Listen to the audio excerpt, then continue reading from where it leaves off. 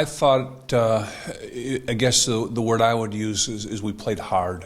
For 60 minutes, offense, defense, special teams, our sideline was, really into the football game. It was one where you're proud of because, our football team wasn't playing for a lot of grand goals. There wasn't the playoffs or championships or anything out there. It was just, lining up and, playing for 60 minutes, with a chance on your home field to beat a top 10 team in the country. And we knew how good a football team Ashland was. And, I thought our kids, did a great job of playing hard. Our staff did a, great job of getting them prepared. And it was, it was a day that you look back and, might not be, historic, for a lot of people, but it's one that you can take pride in of lining up and, playing for your own pride and the guy next to you. Our special teams played very well. We had a key play there on the punt that they bobbled, and we got to turn the field and got to go ahead score there in the fourth quarter.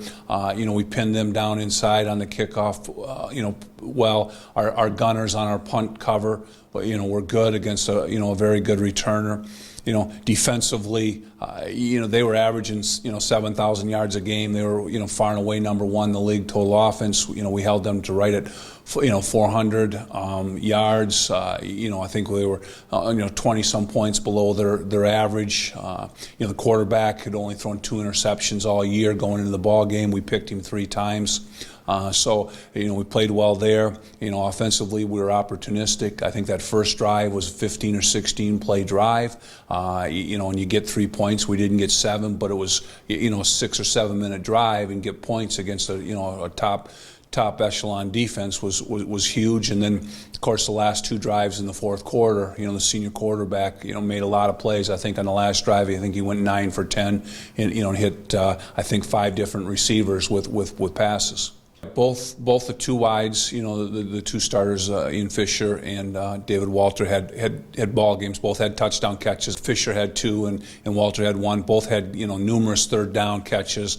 A couple that we made a fourth down conversion there. It was huge late in the ball game. So yeah, they played well. In that last drive, I think Kevin Miller had 3 catches out of the backfield that I think all 3 of those got us first down. So they're all key plays for us. Well, the 2 freshmen that have started all year, is our boundary corner, Travis Tidwell, and also our weak side, if you would, linebacker, Marvin Wright, both freshmen. In the last couple games, Glacier Wallington has been the other corner, and he's a freshman. So that gives us, at this point in time, 3 freshmen in our starting defensive group. They've all played well. They've progressed. Travis had a nice honor of being named the Great Lakes Player of the Week defensively for his efforts in the Ashland game, where he had two interceptions and I think made 6 or 7 tackles. 3 or 4 of those were out in space solo. Where if he doesn't make that play, it goes for big yardage. Well, this week is the easiest week you have to motivate because you don't. It's almost one where you got to make sure that that they're doing the right things and preparing, because sometimes can get away from you is you get too amped, too jacked, and you forget about technique and fundamentals. And in a game like this, it's going to be the team that plays better. That's what we try to stress. But as far as the motivation, it's a great rivalry. It's a clean rivalry. Both teams will play hard. You got 2 teams that are really pretty much playing for pride. Neither of us are playing for the big things right now, late in the year. But that doesn't matter. The records, if you're undefeated or haven't won a ball game, we both know that both teams are going to play as hard as they can for 60 minutes, and it's always been a great football game, and we look forward to it. The dome is a bit of a factor. Sometimes whether or not. You got to wear, some different cleats, or how hot it is, or some of the things that, that we don't take into account here. Of course, being outside all the time. But our kids have played in it. We'll take. We'll probably take 15 UP kids on that bus out of our 58, and just about all those kids have played in the dome, in a high school setting. So it's we have some familiarity with it. We were just there 2 years ago.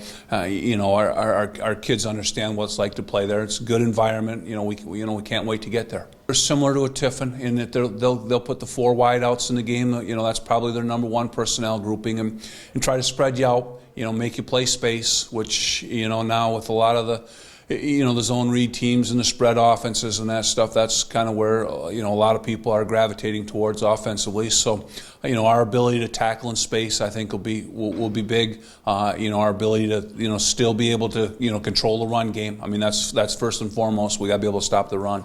So, but they do a nice job of getting their people, their ball carriers, their skill set, their wide receivers. Try to get them the ball out in space and let them work. Defensively, we'll see a variance of schemes.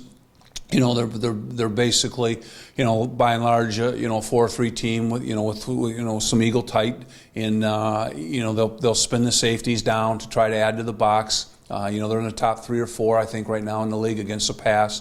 So, our ability to get open and then, throw and catch is going to be huge. I think mistakes will be a big factor in the ball game. Turnovers get magnified. Your ability to convert the key plays. Staying on the field in third down when you've got it and getting off the field in third down when they've got it are going to be big factors. And then I think red zone will be a big key also.